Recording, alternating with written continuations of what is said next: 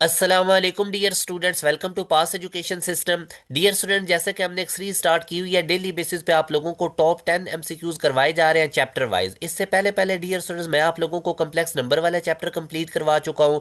मैंने आप लोगों को सेट्स एंड फंक्शंस वाला, मैट्रिसेस वाला, quadratic equation, sequence and series, permutation, linear programming, ये तमाम चैप्टर्स कंप्लीट हो चुके हैं। इन तमाम के लेक्चर इसी वीडियो के डिस्क्रिप्शन में जाए। ई कैट मैथ पास पेपर्स के नेम से एक प्ले लिस्ट होगी, उसमें सारे लेक्चर प्रीवियस पड़े हुए हैं। दूसरी इंपॉर्टेंट अनाउंसमेंट, हर साल कितने बच्चों का एडमिशन सिर्फ इस वजह से नहीं होता कि उनको एंट्री टेस्ट की डेट्स की नहीं पता चलता, कब एडमिशन ओपन हुए, कब उनमें डेडलाइन थी, कैसे अप्लाई करना था। तो ये सारी अपडेट्स हमारे व्हाट्सएप चैनल में मिलती हैं। इसी वीडियो के फर्स्ट कमेंट में आपको व्हाट्सएप चैनल पिन हुआ हुआ नजर आएगा। लाजमी तौर पर हमारे व्हाट्सएप चैनल को फॉलो कर लीजिए ताकि आप लोगों को टाइमली तमाम अपडेट्स मिले। तीसरी इंपॉर्टेंट अनाउंसमेंट, तमाम टॉप रैंक यूनिवर्सिटीज के एंट्री टेस्ट की तैयारी के लिए, जैसे कि आपको पता है, ये 2 मंथ आगे वाले बड़े इंपॉर्टेंट है। हमारा न्यू बैच अभी 2-3 दिन पहले स्टार्ट हुआ है, उसमें चंद सीट्स अवेलेबल है। 25 जनवरी न्यू बैच में एनरोलमेंट की डेडलाइन है। उसके बाद अब न्यू बैच में एनरोलमेंट नहीं करेंगे। अब इस न्यू बैच के अंदर आपको यूईटी के फर्स्ट एडमिशन टेस्ट के लिए तैयारी करवाई जाएगी, नस्ट एनईटी 2-3-4 के लिए। इसके अलावा प्यास यूनिवर्सिटी का first admission test, NED, IBA के एंट्री टेस्ट, जीकी, फास्ट, कॉमसेट, जितनी भी टॉप रैंक यूनिवर्सिटीज है उन तमाम की तैयारी एक ही बैच के अंदर आपको मिलेगी। हमारी डेली लाइव क्लासेस होती है रात 7 से 11 बजे तक। डेली की लाइव क्लासेस की रिकॉर्डिंग रात ही मिल जाती है, ताकि अगर आप लाइव क्लासेस नहीं भी ले सकेंगे तो बाद में रिकॉर्डिंग से तैयारी कर सकते हैं। इसमें पहले आपको एक चैप्टर सारा समझाया जाएगा टॉपिक वाइज, उसके सारे टॉपिक्स एक्सप्लेन किए जाएंगे। उसके बाद डियर स्टूडेंट्स, आप लोगों को टॉपिक वाइज पास पेपर के क्वेश्चन लेक्चर्स के अंदर ही करवाए जाएंगे। एक चैप्टर कंप्लीट होने के बाद उसकी वर्कशीट मिलेगी वीडियो सोल्यूशन के साथ, उसका एक टेस्ट मिलेगा। इस तरह आप लोगों का सिलेबस कंप्लीट होगा। उसके बाद quarter book, half book, full book के टेस्ट होंगे। एंड पे आप लोगों के एफएलपीज लिए जाएंगे। तो ये बहुत ज्यादा इंपॉर्टेंट बैच है आप लोगों के लिए, इसको बिल्कुल भी आपने मिस नहीं करना। बैच का कैसे हिस्सा बनना है, ये हमारा ऑफिशियल व्हाट्सएप नंबर है 0304066600। इस पे व्हाट्सएप करके डियर स्टूडेंट्स आप हमारे न्यू बैच का हिस्सा बन सकते हैं। अभी अब हम स्टार्ट करते हैं डियर स्टूडेंट्स। आज अब हम कॉम्बिनेशन वाला चैप्टर स्टार्ट कर रहे हैं। इसमें अब कॉम्बिनेशन में ना आपने 2-3 चीजें याद रखनी है। इसमें बेसिकली ये, इसमें एक तो ऑर्डर नहीं मैटर करता, और ये कॉम्बिनेशन हम उस वक्त यूज करते हैं जब हमने सिलेक्शन करनी हो। परम्यूटेशन को अरेंजमेंट के लिए यूज करते थे, उसमें ऑर्डर मैटर करता था। इसमें ऑर्डर भी नहीं मैटर करेगा, और ये सिलेक्शन जब आपने सेलेक्ट करनी है चीजें।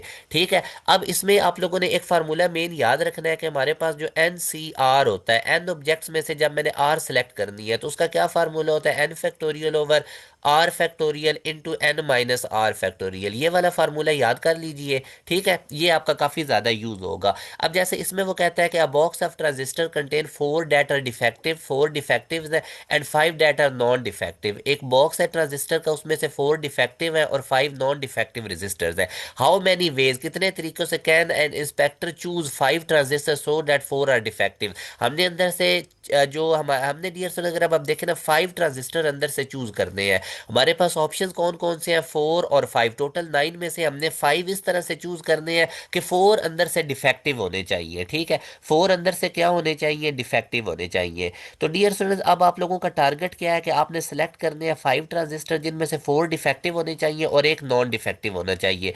अब 4 डिफेक्टिव आप कैसे चूज कर सकते हैं, ठीक है, मैं अब इधर अगर अब लिखता हूँ 4 डिफेक्टिव, अगर आप लोगों ने, आप चाहते हैं कि 4 डिफेक्टिव जो ट्रांजिस्टर है, 4 डिफेक्टिव ट्रांजिस्टर जो है, ठीक है, वो अब हम कैसे चूज कर सकते हैं। ठीक है, तो अब आप डियर स्टूडेंट देख सकते हैं कि आपके पास जो डिफेक्टिव है वो कितने हैं, 4 डेटा डिफेक्टिव, ऑलरेडी 4 ही डिफेक्टिव है और 4 के 4 अंदर डिफेक्टिव होने चाहिए। तो उसके चूज करने का भी मैंने बताया था, एनसीआर फार्मूला होता है, तो वो 4C4 बन जाएगा। तो ये अब 4C4 डियर स्टूडेंट्स, अगर मैं आपको स्ट्रेट फॉरवर्ड बताऊं तो ये 1 होता है।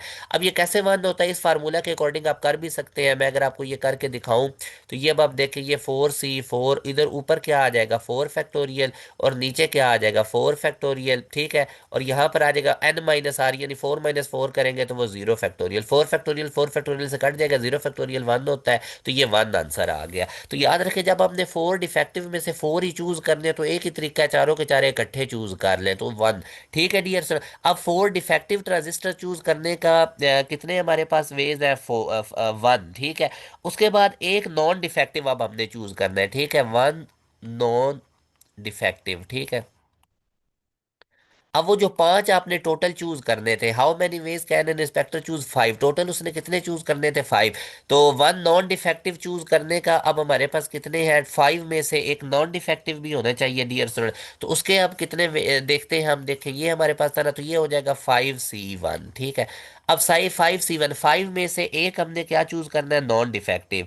तो वो आप वन वाला भी ले सकते हैं, 2 3 4 5 भी। ठीक है, तो 5C1 डियर स्टूडेंट हमारे पास फाइव होता है। ये अब आपने अगेन इस फार्मूला में आप देख सकते हैं, मैं आपको यहाँ से दिखा भी देता हूँ। अगर मैं करता हूँ 5C1, तो ऊपर क्या आ जाएगा? 5 फैक्टोरियल। नीचे क्या आ जाएगा? 1 फैक्टोरियल। और नीचे इधर क्या आ जाएगा? 5 - 1 करेंगे तो 4 फैक्टोरियल। ऊपर वाले को मैं ओपन कर लूंगा, 5 × 4 फैक्टोरियल तक। नीचे 1 फैक्टोरियल 1 होता है, और ये 4 फैक्टोरियल बचा। 4 फैक्टोरियल 4 से कट जाएगा, तो मेरे पास आंसर क्या आएगा? 5। तो 5C1 5 होता है। अब डियर स्टूडेंट आप लोगों ने टोटल वेज निकालने हैं। ठीक है, तो टोटल वेज के लिए फंडामेंटल मल्टीप्लिकेशन प्रिंसिपल हमें क्या कहता है कि आप लोगों ने टोटल फाइव चूज करने थे ना। फाइव में से फोर डिफेक्टिव होने चाहिए, one non defective. Four defective के कितने वेज थे? वन। और वन नॉन डिफेक्टिव के कितने वेज थे? फाइव। तो वन को फाइव से मल्टीप्लाई करेंगे तो फाइनल आंसर कितना हमारे पास आ जाएगा? फाइव, जो कि हमारे पास अल्फा ऑप्शन में मौजूद है। अच्छा जी, इसके बाद अब हम नेक्स्ट क्वेश्चन की तरफ मूव करते हैं। इसमें अब डियर स्टूडेंट अगर अब आप देखते हैं ना, तो ये भी बड़ा आसान सा क्वेश्चन है। एक बॉक्स है, उसके अंदर दो ग्रीन बॉल्स हैं, तीन रेड बॉल्स हैं और एक ब्लैक बॉल है। Three balls are picked at random. तीन बॉल यानी दो ग्रीन, ग्रीन आपके पास कितनी है? अगर मैं लिखता हूँ तो ग्रीन हमारे पास जी दो है। और उसके बाद जनाब रेड हमारे पास तीन है, और ब्लैक बॉल हमारे पास एक है। ठीक है। तो टोटल आप लोग अब देखें, थ्री बॉल आप लोगों ने जो टोटल पिक करनी है वो कितनी है? तीन बॉल। तीन बॉल्स होनी चाहिए। In how many ways this can be done if an equal representation is desire. तो आपसे जो डिमांड की जा रही है, जो आप तीन निकालेंगे ना, उनमें इक्वल होनी चाहिए, नहीं एक ग्रीन हो, एक रेड हो और एक ब्लैक हो। ठीक है डियर सर। तो ये अब आपके पास है, जो आपसे डिमांड की जा रही है, एक रेड एक ब्लैक और एक ग्रीन की, कि ये आप लोगों के पास होना चाहिए। ठीक है, तो टोटल आप लोगों ने कितनी निकालनी है? तीन बॉल। अब मेरा बेटा टोटल ग्रीन कितनी है? टू। तो टोटल ग्रीन में से, टू में से एक हमने ग्रीन लेनी है। ठीक है। अब ज़ाहिर है हमने साइमल्टेनियसली एक ग्रीन भी होनी चाहिए, एक रेड भी होनी चाहिए, एक ब्लैक ब्लैक भी होनी चाहिए। तो जब साइमल्टेनियसली कोई काम करते हैं तो मल्टीप्लाई करते हैं, फंडामेंटल मल्टीप्लिकेशन प्रिंसिपल। अब देखें, इन तीन रेड में से एक ब्लैक भी हमने चूज करनी है, तो टोटल रेड तीन है, उनमें से एक हमारे पास ब्लैक भी होनी चाहिए। इसी तरह मेरा बेटा आगे आप लोगों के पास तीन रेड बॉल्स है ना, तो तीन रेड में से एक रेड भी हमने चूज करनी है, और ब्लैक बॉल एक ही है, तो एक बॉल ब्लैक में से एक ही ब्लैक भी हमने चूज करनी है। ठीक है, समझ आई आपको? टोटल दो ग्रीन तीन रेड और एक ब्लैक बॉल, ये आपके पास ऑप्शन है। आपने तीन बॉल इस तरह से निकालनी है कि एक ग्रीन हो, एक रेड हो, एक ब्लैक हो। मतलब आपने दो ग्रीन में से एक ग्रीन चूज करनी है, तीन रेड बॉल में से एक ग्रीन चूज करनी है, और एक ब्लैक बॉल में से एक ब्लैक चूज करनी है। तो अब मेरा बेटा बस आप लोगों ने 2C1, अब फार्मूला मैंने आपको बताया हुआ है NCR किसके इक्वल होता है, मैं बार बार ये नहीं अप्लाई करूंगा। आप लोगों ने आगे इससे ये सॉल्व कर लिया करना है, मैंने आपको फार्मूला लिख कर बता दिया, मैं अब डायरेक्ट आंसर निकालता जाऊंगा। ठीक है। अब दो बॉल में से एक सेलेक्ट करने के कितने वेज हो सकते हैं? दो हो सकते हैं, या पहली बॉल ले लेंगे ग्रीन, या दूसरी ले लेंगे। और इसी तरह तीन रेड बॉल में से एक सेलेक्ट करने के कितने वेज हो सकते हैं? वो भी हमारे पास तीन हो सकते हैं, या पहली आप लोग रेड ले सकते हैं, या दूसरी या तीसरी। और इसी तरह एक ब्लैक में से एक ब्लैक चूज करने के कितने वेज हो सकते हैं? वो भी मेरा बेटा एक ही हो सकता है। ठीक है, तो इनको आप आपस में मल्टीप्लाई कीजिए, और हमारे पास जो आंसर आएगा वो कितना आएगा? 6। ठीक है, तो ये हमारे पास जो राइट आंसर है वो अल्फा है। अच्छा जी, उसके बाद अब हम आगे मूव करते हैं। तो इसमें अब हम देखते हैं इस क्वेश्चन के अंदर एग्जामिनर क्या कहता है। In a class there are 8 boys and 5 girl, two class representative are to be chosen. दो रिप्रेजेंटेटिव लेने, किस तरह? In how many ways they can be selected if the first is to be a boy, पहला boy होना चाहिए, and the second any of the boy और girl, and second. ठीक है। और सेकंड जो है वो हमारे पास क्या होना चाहिए? बॉय भी हो सकता है और गर्ल भी हो सकता है। जरा ये वाला क्वेश्चन पहले खुद ट्राई करें, फिर मैं करवाता हूँ।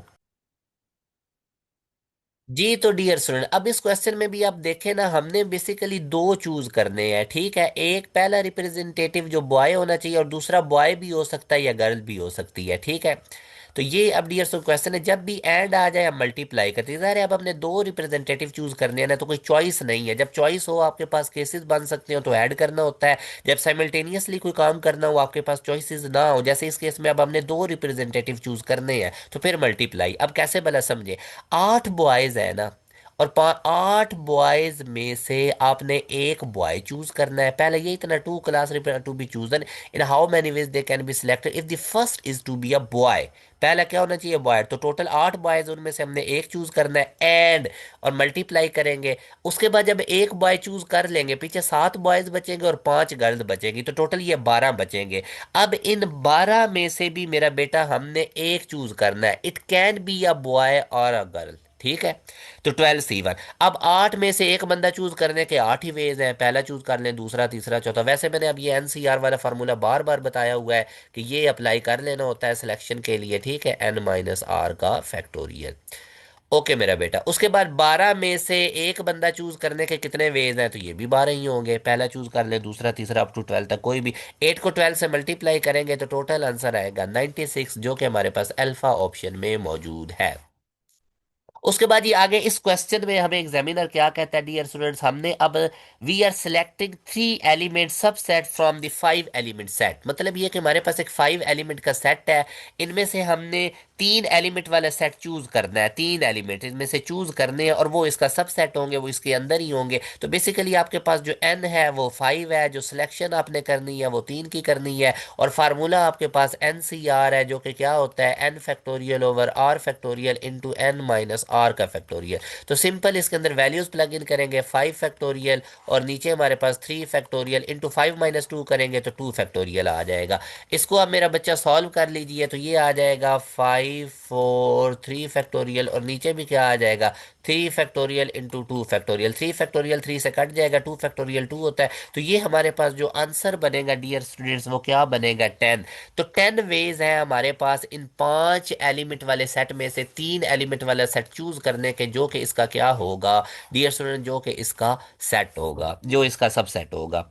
अच्छा जी, अब आगे आप देखते हैं ना, तो इसके अंदर भी डियर स्टूडेंट्स अब आप देखिए कि जो 5वें वाला क्वेश्चन है, ठीक है, आपने एक कैप्टन चूज करना है और एक वाइस कैप्टन चूज करना है 11 प्लेयर में से। ठीक है, तो पहले हम क्या काम करेंगे, पहले हमारे पास 11 चॉइसेस है जिसमें से हमने कैप्टन चूज करना है। यानी कि आपके पास 11 की टीम है, 11 आप लोगों के पास ऑप्शन है, जिनमें से एक कैप्टन चूज करना है और एक वाइस कैप्टन चूज करना है। तो पहले केस में जब मैंने कैप्टन चूज करना है, तो 11 में से मैंने एक चूज करना है कैप्टन। ठीक है, 11C1। जब मैं एक कैप्टन चूज कर लूंगा तो 11 की बजाय अब कितने बंदे बचे, 10। अब उनमें से मैंने एक वाइस कैप्टन चूज करना है। अब ज़ाहिर है कैप्टन भी चूज करना है, वाइस कैप्टन भी चूज करना है, एंड आ रहा है साइमल्टेनियसली करना है, तो मल्टीप्लाई करेंगे। फिर 10 लोगों में से 11 में से एक कैप्टन चूज करने के बाद अब मैंने रिमेनिंग 10 लोगों में से एक वाइस कैप्टन चूज करना है। एंड वी नो 11 बंदों में से एक बंदा सेलेक्ट करना हो तो उसके 11 वेज है। अगेन NCR वाला formula, L factorial factorial into N-R का फैक्टोरियल। ठीक है मेरा बच्चा, तो यहाँ से इसी तरह 10 में से अगर एक बंदा चूज करना है तो उसके 10 वेज हो जाएंगे। 11 से 10 करेंगे तो हमारे पास आंसर आएगा 110, जो कि मौजूद है C ऑप्शन के अंदर।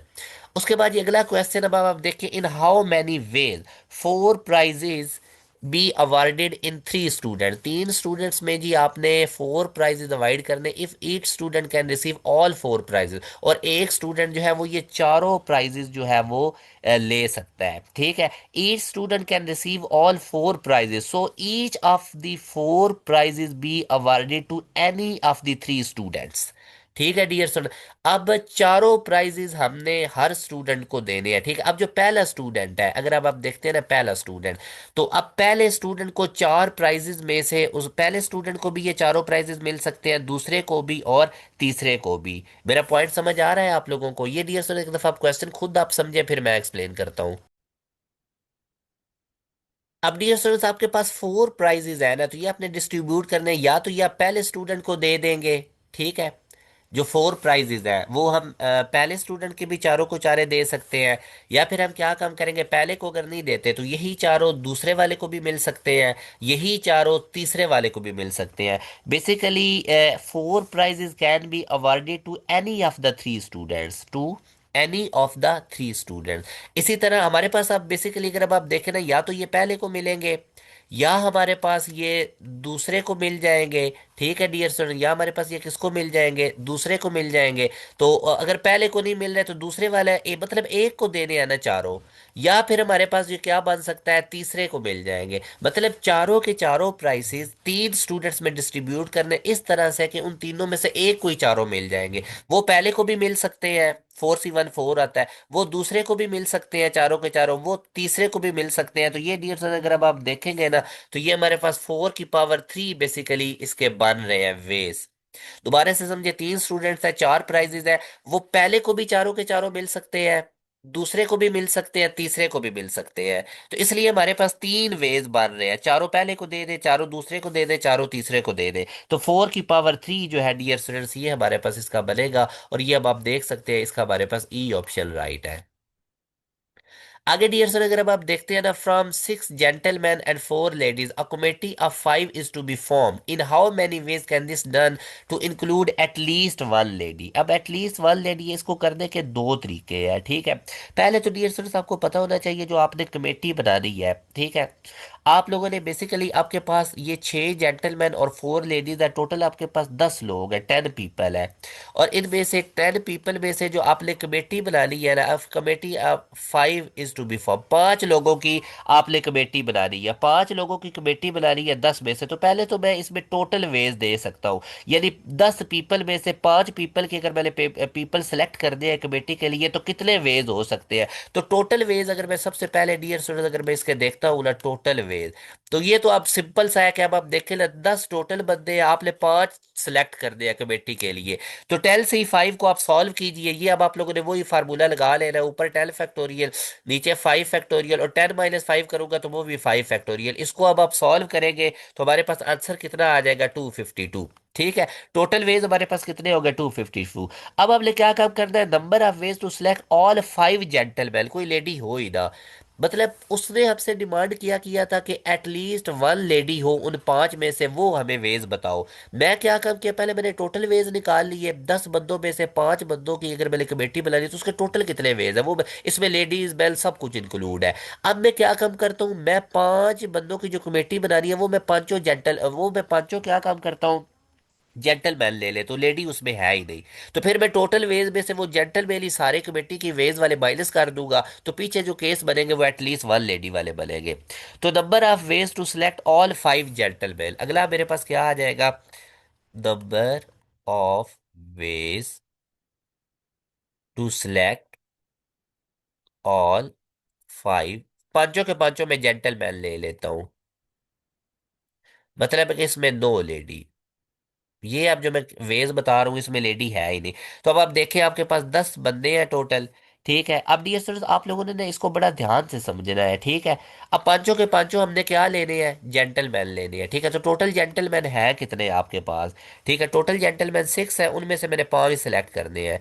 तो उसके अब आप वेज देख लीजिए, ये हो जाएगा 6 फैक्टोरियल ओवर 5 फैक्टोरियल इंटू 6 - 5 करेंगे 1 फैक्टोरियल। इसको मैं लिख सकता हूँ 6 × 5 फैक्टोरियल, नीचे भी 5 फैक्टोरियल, 5 फैक्टोरियल 5 से कट जाएगा तो 6। तो टोटल इसके 6 वेज है। अब डियर स्टूडेंट्स मैंने अब जो मेरी अब देखो, मैंने टोटल वेज भी निकाल लिया जिसमें जेंटलमैन भी है, लेडीज भी है, 10 में से 5 बंदे सेलेक्ट करने के कितने वेज है, वो 252। फिर मैंने दूसरा केस निकाला, number of ways to select all 5 gentlemen, 6 में से मैं 5 जेंटलमैन की कमेटी बनाता हूँ, लेडी इंक्लूड ही नहीं करता, तो उसके वेज कितने थे, 6। अब मैं टोटल वेज 252 में से जेंटलमैन वाले केस माइनस कर दूंगा, तो बाकी तमाम वही केसेस होंगे जिनमें लेडीज ही होंगी, एटलीस्ट 1 लेडी भी होगी, 2 3 4 जितनी भी, ये सारे बाकी लेडीज वाले केस बनेंगे। सो अब मतलब किस तरह इसको आप सॉल्व करोगे, ये अब आप देख ले, अब आपको क्वेश्चन का भी आइडिया हो गया। तो number of ways to include at least 1 lady, number of ways to include at least 1 lady. तो उसके लिए अब आप डियर स्टूडेंट देख सकते हैं, आई होप अब आपको पता चल गया है। 252 टोटल में से जेंटलमैन वाले केस माइनस कर दीजिए, तो आप लोगों के पास जो 246 आंसर आएगा, और वो अब आप देख सकते हैं अल्फा ऑप्शन में मौजूद है। ठीक है, तो ये एक तरीकाकार है। दूसरा इसका मेथड ये है, एटलीस्ट 1 लेडी है, तो आप 5 बंदों की कमेटी, वो मुश्किल हो जाएगा, आप इस तरह ही करें, ये आप लोगों के लिए ईजी है। अच्छा जी, उसके बाद डियर स्टूडेंट्स अब ये वाला क्वेश्चन देखें, ये भी बड़ा आसान सा क्वेश्चन है, कोई इसमें इतनी मुश्किल चीज़ नहीं है। इसको आप देखिए, पहले इसको खुद ट्राई करें, फिर आप लोगों को बैक करवाता हूँ। अब मेरा बेटा इस क्वेश्चन में अगर अब आप देखते हैं ना, तो वो कहता है कि in a paper on mathematics there are two sections, दो section, each consist of five questions. हर सेक्शन में पांच क्वेश्चंस हैं। एवरी, जो बंदा एग्जाम दे रहा, मस्ट डू सिक्स क्वेश्चंस। जो बंदा एग्जाम देगा उसने टोटल छह क्वेश्चन सेलेक्ट करने हैं। इन how many veg he can answer if he can not attempt more than four from one section. और एक सेक्शन में वो फोर से ज्यादा जो क्वेश्चन है वो अटेम्प्ट नहीं कर सकता। ठीक है, तो उसने मतलब छह क्वेश्चंस के आंसर करने हैं, choosing no more than four from each section. तो पॉसिबल कॉम्बिनेशंस क्या क्या हो सकते हैं? अब मेरा बेटा आप देखें ना, पहला तो ये हो सकता है कि वो फोर ले ले सेक्शन वन से और टू क्वेश्चंस अटेम्प्ट करे सेक्शन टू से। मैं इधर लिख देता हूँ। पहला हमारे पास क्या इसका कॉम्बिनेशन हो सकता है, अगर मैं यहाँ पे लिखूं डियर स्टूडेंट्स, तो आप चेक कीजिएगा कि फोर जो क्वेश्चंस है वो क्या काम करता है। फोर क्वेश्चंस वो ले लेता है, four from section one. Section one में से वो कितने अटेम्प्ट करेगा? फोर। ठीक है, and two from section two, and two from section two, and two from section two. तो यहां से डियर स्टूडेंट अब आप देख सकते हैं, फोर क्वेश्चन वो लेता है सेक्शन वन से और टू क्वेश्चन वो लेता है सेक्शन टू से। तो ये सिलेक्ट करने के कितने वेज हैं? ठीक है, ये अब देखें, अब सिलेक्ट हर सेक्शन में पांच क्वेश्चन है, हर सेक्शन में कितने? तो पहले सेक्शन में उसने पांच में से चार चूज करने हैं। ठीक है, मल्टीप्लाई, मैं मल्टीप्लाई क्यों कर रहा हूँ, क्योंकि टोटल उसने कितने करने हैं डियर स्टूडेंट क्वेश्चंस? टोटल उसने कितने करने हैं? पांच उसने अटेम्प्ट करने हैं। ठीक है, एवरी नहीं, उसने टोटल छः करने हैं, छः। तो अगर वो पहले सेक्शन में से चार कर रहा है तो दूसरे में से डेफिनेटली उसको दो करने पड़ेंगे, साइमल्टेनियसली करने हैं, कोई चॉइस नहीं, कोई केस नहीं, मल्टीप्लाई करेंगे। तो अब दूसरे सेक्शन में भी कितने टोटल क्वेश्चंस है? फाइव, उसमें से अब उसने चूज करने हैं दो। अगर तो वो पहले सेक्शन में से चार चूज करता है तो डेफिनेटली दूसरे सेक्शन में से उसको कितने चूज करने पड़ेंगे? दो करने पड़ेंगे। अब ये 5C4 आपको पता है, एनसीआर वाला फार्मूला लगाएंगे तो इसका आंसर हमारे पास डियर स्टूडेंट्स 5C4 का 5 आएगा और 5C2 का हमारे पास 10 आएगा। तो इनको मल्टीप्लाई करेंगे तो ये आपके पास 50 आ जाएगा। अब दूसरा केस क्या बन सकता है? दूसरा केस ये बन सकता है कि पहले सेक्शन में पहले उसने चार चूज किए थे, दूसरे में से दो। अब वो क्या काम करता है? तीन चूज करता है, three from section one. Section one में से वो तीन क्वेश्चन करता है, एंड अगर तीन पहले सेक्शन में से करेगा तो टोटल उसने छह करने हैं ना, तो डेफिनेटली थ्री करेगा वो question attempt from section to. समझ लगी मेरी बात की? ठीक है, तो अब इसका क्या होगा, पहले से टोटल हर सेक्शन में पांच क्वेश्चन है। तो पहले सेक्शन में पांच में से अगर वो तीन चूज करता है तो डेफिनेटली दूसरे सेक्शन में से भी पांच में से उसको तीन चूज करने पड़ेंगे। तो 5C3 आप सॉल्व कर ले, वो 10 लाएगा, ये भी 5C3 है तो ये भी 10 लाएगा, तो टोटल इसके कितने वेज हो जाएंगे? 100। ठीक है डियर सर। अब तीसरा केस क्या बन सकता है? तीसरा केस, ये डिफरेंट केसेस बन रहे हैं, एंड पे हमने ये सारे केस ऐड कर दिए हैं तो टोटल वेज आ जाएंगे। अब तीसरा केस ये हो सकता है कि जो पहला सेक्शन है उसमें से वो दो क्वेश्चंस करे, यानी two from section two. Section two में से वो कितने क्वेश्चंस करता है? टू अटेम्प्ट करता है। एड अब अगर वो सेक्शन वन में से, सॉरी, टू करता है, यहां से ये सेक्शन वन मैंने लिखना। अब वो पहले सेक्शन में से कितने करता है? अगर वो टू क्वेश्चंस करता है तो उसको फिर फोर करने पड़ेंगे, फोर फ्रॉम सेक्शन टू उसको अटेम्प्ट करने पड़ेंगे। ये अब डियर स्टूडेंट्स आप लोगों को समझ आ रही है या नहीं आ रही? दो वो अगर सेक्शन वन में से क्वेश्चन अटेम्प्ट करता है तो फोर वो किस में से करेगा? सेक्शन टू में से अटेम्प्ट करेगा। ठीक है, और फोर वो किस में से करेगा? सेक्शन टू में से अटेम्प्ट करेगा। तो ये अब आप देख लीजिए, टोटल फाइव में से पहले सेक्शन में से अगर वो दो चूज करता है तो फिर उसको टोटल फाइव में से दूसरे सेक्शन में से चार चूज करने पड़ेंगे। ठीक है, तो अब आप देख लें, 5C2 हमारे पास कितना होता है? 10, और 5C4 हमारे पास कितना होता है? 5। तो इनको आप मल्टीप्लाई करेंगे तो ये 50 आ जाएगा। तो टोटल वेज आप कितने मान जाएंगे टोटल? तो डियर स्टूडेंट्स, टोटल वेज जो हमारे पास बनेगा वो इन तमाम को ऐड कर दीजिए। जब भी केसेस बनते हैं तो ऐड करना होता है। पहला केस अगर अब आप देखेंगे ना तो उसमें 50 बन रहे थे, दूसरे केस में 100 बन रहे थे, तीसरे केस में कितने बन रहे थे? 50। तो ये टोटल अब अगर अब आप देखेंगे तो कितने बन जाएंगे? 200। ठीक है, तो अब आप ये ऑप्शन में देख लीजिए उसके पास कितने वेज है चूज करने के, तो वो 200 है। आई होप डियर स्टूडेंट्स आप लोगों को ये वाला क्वेश्चन, मैंने पूरी कोशिश की है कि मैं बड़े इजी वे में समझाऊं और आप लोगों को कोई किसी किस्म का भी इसमें प्रॉब्लम ना हो। अब ये वाला क्वेश्चन भी बड़ा आसान सा, ये भी आपको पता चलना चाहिए। आउट ऑफ 12 पर्सन, ठीक है, अब out of 12 person how many parties can be form, कितनी पार्टीज बन सकती है? Each party to consist of not more than 5, not more than 5 out of 12, not more than 5, ठीक है। तो नॉट मोर देन 5 से ज्यादा नहीं करनी, 5 से कम हम कर सकते हैं। तो 12 पर्सन में से हम कितनी पार्टीज बना सकते हैं? तो ये अब हम देखें, अब हमने हमारे पास केसेस बन जाएंगे ना, ये देखें। 12 में से हम अगर एक बंदा चूज करेंगे तो एक ये वाला केस बन जाएगा, ठीक है।